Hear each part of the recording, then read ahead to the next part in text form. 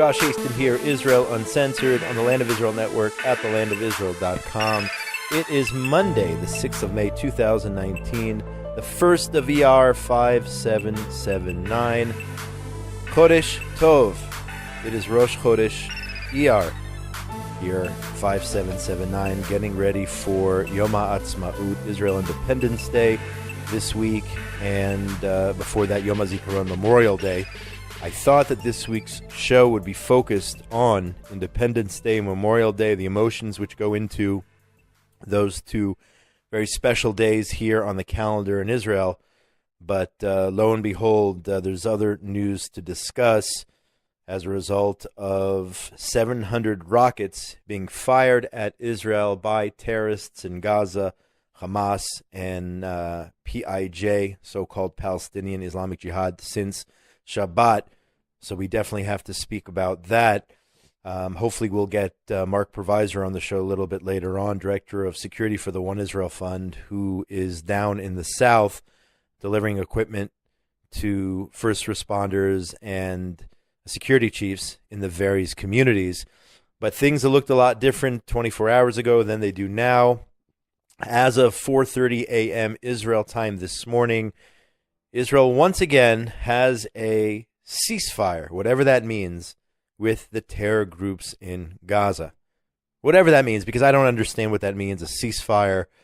We've been down this path about 20 times over the last couple of years, and there's this lull, and then a few months later, Hamas starts firing rockets again.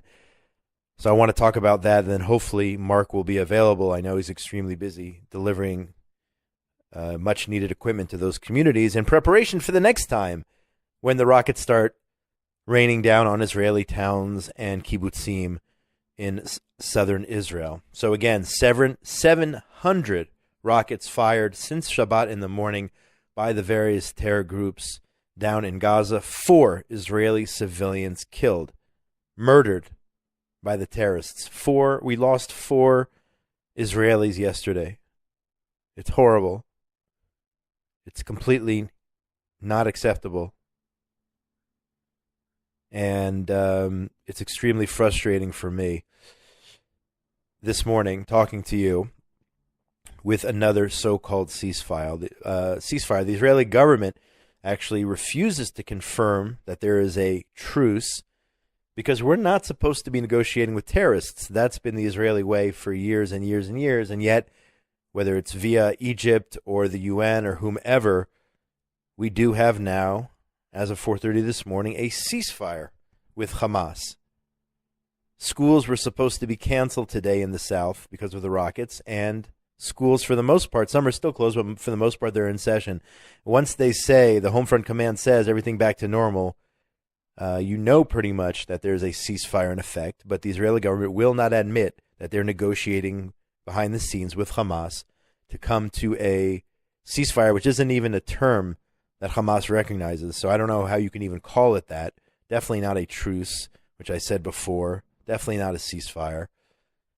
But it's just extremely frustrating. Las Vegas, by the way, is already taking wagers at this point on when the next round will start. So anybody have a bet out there, you want to make a prediction, send me an email, josh@thelandofisrael.com. I'll place your bet for you. When will the next round, it might even be like tomorrow, whether it's rockets, and if it's not rockets, we still have the issue of incendiary balloons and kites and the burning of the fields and the Friday violent riots on the border.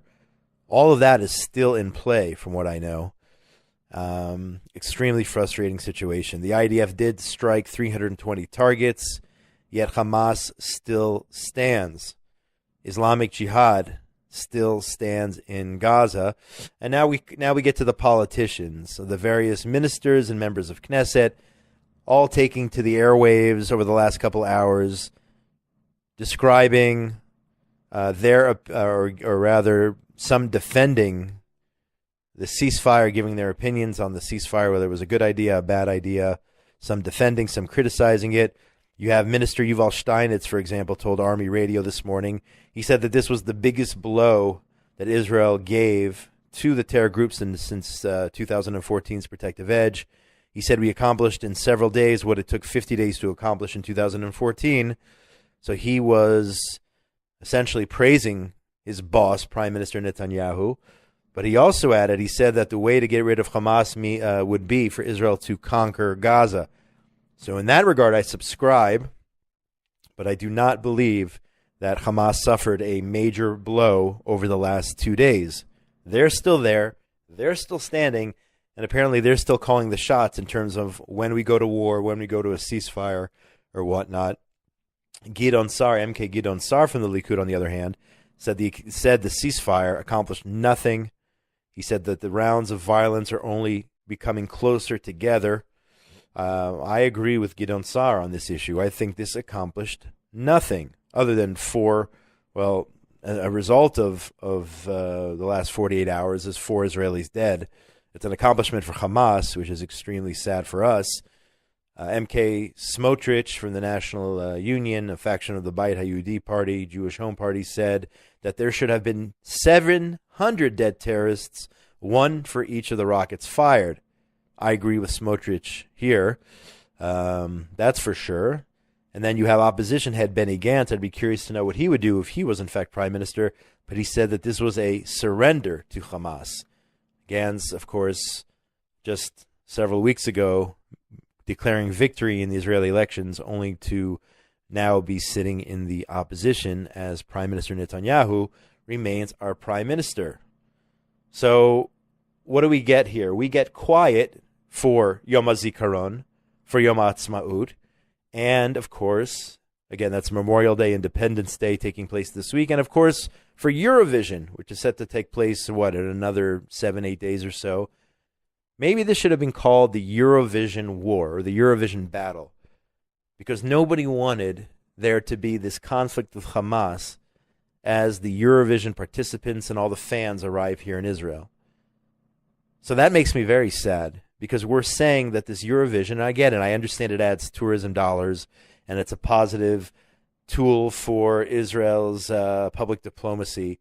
But at what expense? At the expense of the lives of those in southern Israel, the thousands of residents who still don't know what their fate will be, and when the next rocket will fall, and when they're going to have to sleep in the shelters again, and when people are going to get killed, and people are going to get wounded.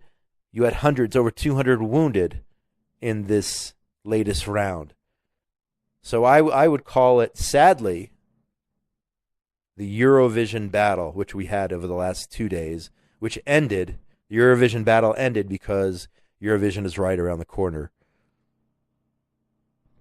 And as I said before, how much longer until the next rocket or the next fire, bomb, balloon, incendiary device? Odds makers want to know. I thought we were onto something when I saw images yesterday of Israel targeting senior Hamas leaders, including the money man, the guy who financed terror attacks. He was the go-to man, or the conduit from between Iran and Hamas, supplying them with the funding so that they can continue their reign of terror. He was taken out by Israel and a few others. And I thought, wow, there's a change in policy. We're going back to targeting senior Hamas members or senior Islamic Jihad PIJ members. But then it stopped. We killed a few of them, and then it stopped. But I've said this before. Again, you could just take your copy and paste feature from a previous show. I've said this many times. What has to happen is we need to close the crossings with Gaza once and for all. We actually were providing fuel.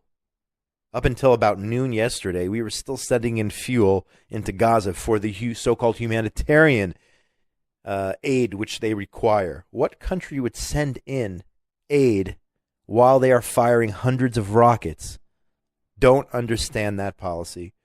I say we close the crossings, and then, of course, we said that you could only, the fishermen in Gaza could only go, 6 nautical miles out instead of 15. That was the big punishment, or the big deterrent to stop the rocket fire, is more accurate. We need to close the crossings once and for all. Stop providing them with fuel, which Hamas then uses, not to enhance the lives of its civilian population, but to use it to fire the rockets used the building equipment to keep building those tunnels. I know we destroyed a tunnel over the last couple of days. We found and destroyed another tunnel. We actually probably knew obviously we knew where that tunnel was before. We didn't just find it over the last couple of days. Israel destroyed a weapons smuggling tunnel, another one. Shut off the electricity. Israel does not need to provide an enemy on its border with electricity. Let the people turn against Hamas. I am not a fan of the notion that we should send in IDF troops into Gaza to wage a battle or a war so that Mahmoud Abbas, the Palestinian Authority, can retake Gaza. I don't want one soldier, God forbid, to pay the price with his life so that the PA could once again rule in Gaza.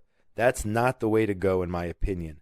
You shut off the water, you shut off the electricity, and when the people have had enough of Hamas, let them overthrow Hamas. We had demonstrations. The people of Gaza, some of them were demonstrating against Hamas. Of course, Hamas crushed them with extreme violence, which the so-called human rights activists around the world basically ignored. That they ignore. But when Israel uses self-defense, when 700 missiles are fired at its civilian population from mosques and schools, that the world ignores. That is the reality. So again, new policy needed for Gaza. Shut off the electricity once and for all. And then eventually, then you go back into Gaza, you reestablish Gush Katif, you undo that horrible mistake which was made in 2005, which got us to the point we are now, where you've had a decade and a half rockets raining down on it. It actually started in 2001, but then intensified in 2005. So you have an entire generation of kids growing up under rocket fire in Gaza. Then you go back in after you shut off the electricity, after Hamas is thrown out by their own people. Hamas, which uses their own kids as human shields and gets away with it. Then you go back in. But first, shut off the electricity. Say once and for all, that's it. We're done providing you with this aid and the resources that they're using to turn against us. The 4 Israelis who were murdered, who were killed over the last several days, 58-year-old Moshe Agadi, a father of 4 from Ashkelon. He was the first to be killed. Then you had a 47-year-old father of 7, a Bedouin worker in a factory in Ashkelon, Zaid al-Hamamdeh, father of 7. He was murdered. Moshe Fader, 60 years old. He was hit by an anti-tank. His car was hit by an anti-tank missile along the Gaza border there yesterday. Just horrible. And then 21-year-old Pinchas Menachem Prizuzman, if I'm pronouncing that correctly. He was running for shelter in Ashdod, and he was killed as a result of rocket fire. Over 200 injured.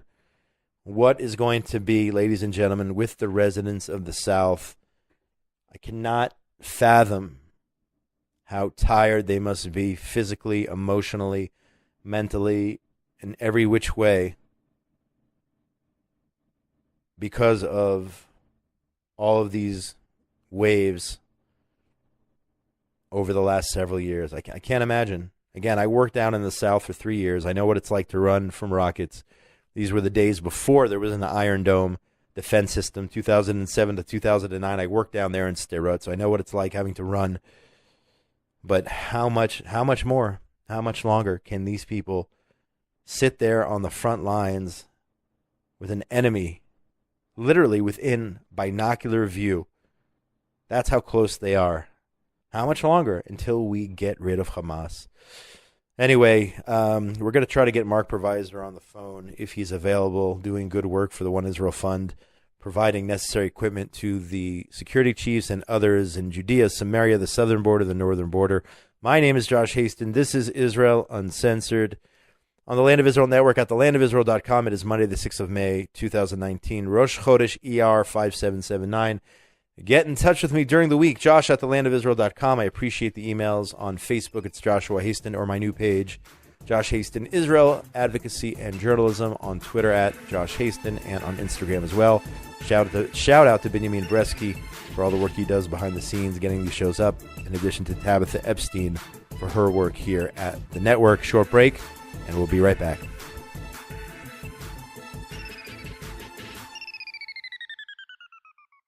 The Land of Israel Network invites you to the Shavuot of a Lifetime, Thursday through Monday, June 6th through 10th, 2019 at the Jerusalem Mount Zion Hotel.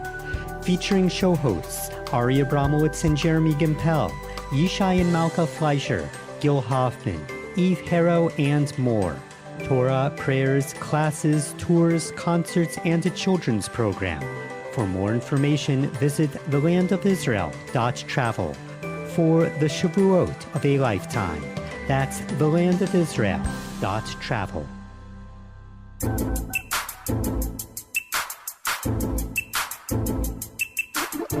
And we are back. Josh Hasten here, Israel Uncensored, on the Land of Israel Network at thelandofisrael.com. It is Monday, the 6th of May, 2019, the 1st of ER 5779. We're going to go to the phone right now. My good friend Mark Provisor, Director of Security for the One Israel Fund. Of course, when I heard about the rockets the other day, the first thing I did was call Mark. I knew he would already be down there somewhere in the South doing good things, providing people with the equipment they need during these difficult times. And sure enough, Mark was somewhere in the Beersheba area assessing the situation and handing out equipment down there. Mark, welcome to Israel Uncensored. Welcome back to the show. Thank you, Josh. Thank you. So tell me where you are here today on this Monday. Israel now has declared they haven't said it out loud, but there's a ceasefire in effect as of 4:30 this morning. 700 rockets. You were down south yesterday. Where are we catching you now? And describe some of the experiences you've been having down there in the south. So I'm in Kerem Shalom right now. We're assessing what the needs of the Ramshakin security chiefs and the medics, and to see what we have to do, because this is not over. This is if you have something to beep me out, you just may have to. This is not over. This is going to happen again, and we're just trying to keep these guys prepared for whatever problems they may have. So that's what I'm doing down here today. So even though there's a ceasefire today, everyone knows it's just a matter of time. It's a matter of time. The government knows it's a matter of time. This is all a political game. It's all a joke. These are guys, and the people here are putting their lives on the line, and our soldiers are putting their lives on the line. And, look, I'm sorry that I sound really upset, but that's the way it is. So basically my, today is supposed right now quiet, and what we're trying to do is assess what we can learn from this, what they're lacking, and what One Israel Fund has to bring these guys to keep them safe. Like, I say no more Jewish victims. And that's what we're doing now, assessing the situation. I've been out on, where most people can't go, and let's see what happens. What was it like for you yesterday, dodging rockets down there, along with hundreds of thousands of other Israelis there on the Gaza front? You get used to it, Josh. You get used to it. Used to it. You'll hear different stories of different people. I mean, this is not my first time down. It's not going to be my last time. I just want to take care of the guys who are out here. People don't realize that it's these guys who are out there running around when the rockets are falling, because after, they have to protect themselves, and then they have to go right out, and then it hits again. And it's with the mortars are also they're the worst, because you really don't get warnings on them, and you just hear that whistle, and you get your act together. So that's what we're trying to do right now. One Israel Funds right now. We're trying to we want to raise the funds that we're going to be raising this week with No More Jewish Victims. We want to apply down south here to the Eshkol region, to a couple of the places up north, to get the guys the equipment that they need. That's what it comes down to. So let me ask you this: why? I was listening to several MKs and ministers on the radio this morning.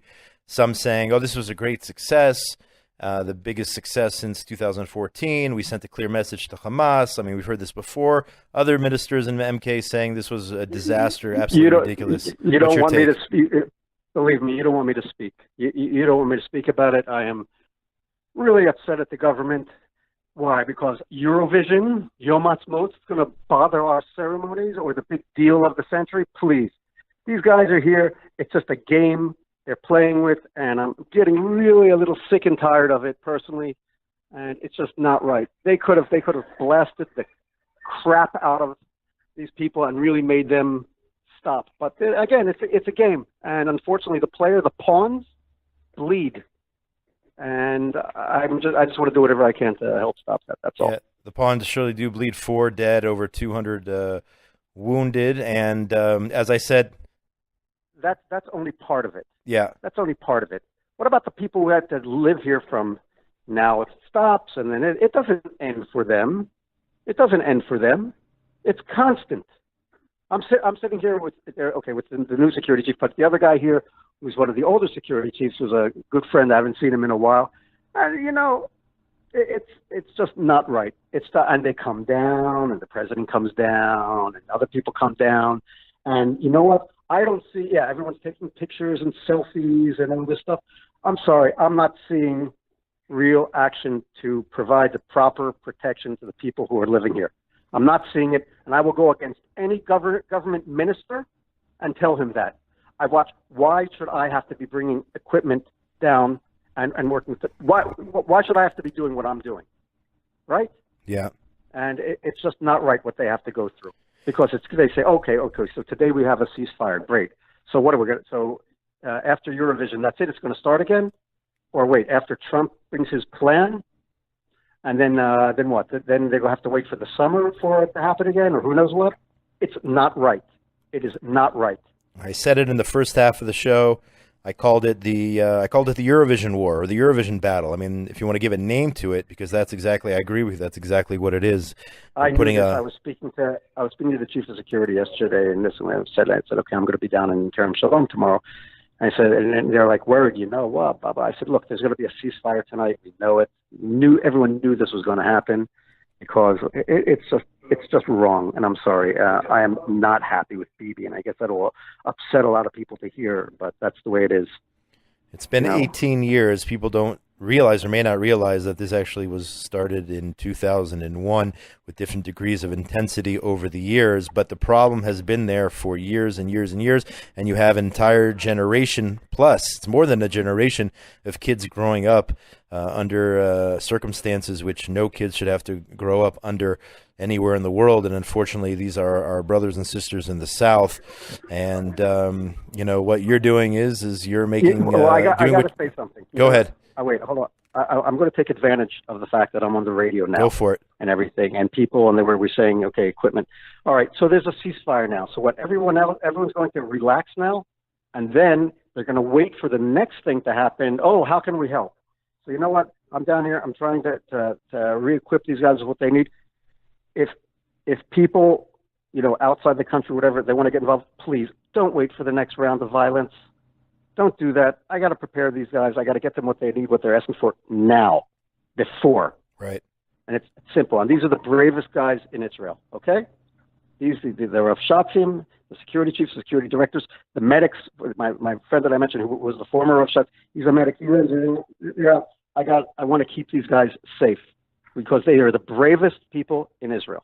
So bottom line. Me as a former security chief, when I say that, I know what I'm talking about. Bottom line, if you're people, by the way. What's that? They're also the coolest people. Right. If you're listening to the broadcast, go to the One Israel Fund website. The campaign is No More Jewish Victims. If you do make a donation and protect, as Mark said, protect people now, have them be prepared for the next round, which is only a matter of days, weeks, months down the road. Right. Tell them you heard it on this broadcast, and we will make sure that One Israel Fund and No More Jewish Victims directs the money towards helping those security chiefs and, as Mark said, medics down on the front lines. Do it now, folks. Do it before, because if you listen to the first part of the show, I said it as well. It's only a matter of time. This I call the Eurovision war or Eurovision battle. Until the next time. But Mark, keep up the holy work you're doing, and stay safe down there in case the ceasefire stops today. I'll Who knows? I'll take a selfie with my helmet on. Okay. All right. Yeah. Send us that. Right, we'll put it up online. Mark Provisor, Director of Security for the One Israel Fund, doing holy work. If you want to get in touch with Mark, go to One Israel Fund, or you can get in touch with him through me. I'll connect you, and we'll protect some of our bravest on the front lines down in southern Israel, or in the north, or in Judea and Samaria, wherever they are. That's where One Israel Fund Wherever is. There's trouble. Wherever there's trouble, that's where you can find Mark Provisor. And sometimes I get to go along for the ride. So anyway, have a great day. Be safe, and thanks for joining us here. Thanks, Josh. Bye.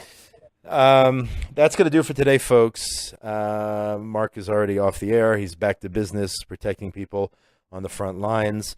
And we'll see where this goes. Again, I wanted to talk about Yom Ha'atzmaut and Yom HaZikaron, and maybe bring guests on here who have fought in Israel's various battles. Not saying Mark hasn't. Mark also has fought in many battles, but I wanted to focus on those 2 days, important days here on the calendar in Israel.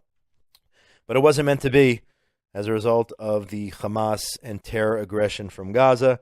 And as Mark said, it's only a matter of time until we're having this conversation again. And maybe I'll take the day off from recording, and I'll just ask Ben Bresky here, my engineer, to do a copy and paste. Unfortunately, it's very sad to say so. But just to end on a positive note, we will just finish with saying Chag Sameach, have a happy Yom Ha'atzmaut. I'm sure that there'll be people out, despite what happened this week, celebrating our independence. Despite all of it, we have been independent here in modern times for 71 years, the state of Israel, despite the downside. And it's the greatest time to be Jewish and in the land of Israel in 2,000 years with our own army and our own state. We are not the wandering Jews any longer. So that we can definitely be proud of here in Israel. That's going to do it for today. Josh Hasten, Israel Uncensored, on the Land of Israel Network at thelandofisrael.com, coming to you from Jerusalem, our capital. Get in touch with me during the week, Josh at thelandofisrael.com, on Facebook, Joshua Hasten, or my page, Josh Hasten, Israel Advocacy and Journalism, where this show will appear in just a few hours, thanks to Tabitha Epstein, who does the work behind the scenes. Follow me on Twitter at Josh Hasten, and now on Instagram, which I am still in the process of learning. So have a meaningful Memorial Day, Yom HaZikaron, and have a wonderful and joyful Independence Day, Yom Ha'atzmaut, this Wednesday night and Thursday. Most importantly, between now and we speak again next week, everyone out there, the wonderful world of ours, be safe. Have a great week from Jerusalem, Israel.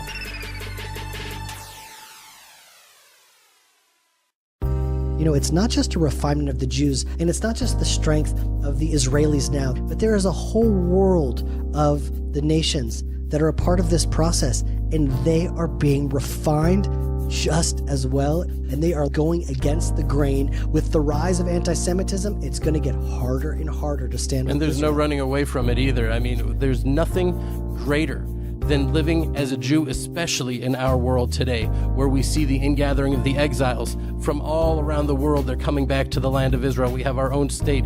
The technology, the innovation, the light that's coming out of the Jewish people in Israel is unparalleled. And that's part of what we're trying to broadcast here on the Land of Israel Network and share that message. Israel Inspired with Ari Abramowitz and Jeremy Gimpel on the Land of Israel Network at thelandofisrael.com.